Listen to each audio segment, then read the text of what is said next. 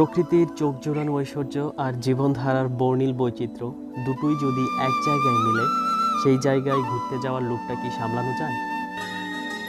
যায় না বলেই তো ব্যস্ত নগর জীবন থেকে দূরে যাচ্ছি সেখানে নেই কোনো ধোঁয়া, ধুলা, ভিড়ভাট্টা কিংবা শব্দে কোনো অত্যাচার।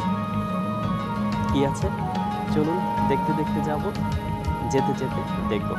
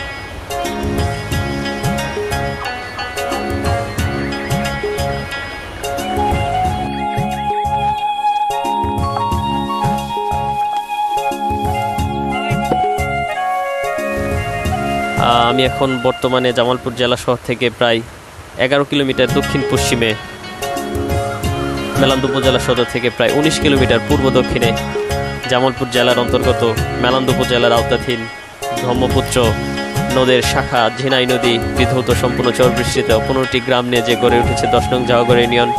সেই 10 নং ঝাউগড় ইউনিয়নের একটি গ্রাম পশ্চিম ঝাউগড়ায় অবস্থান করছি।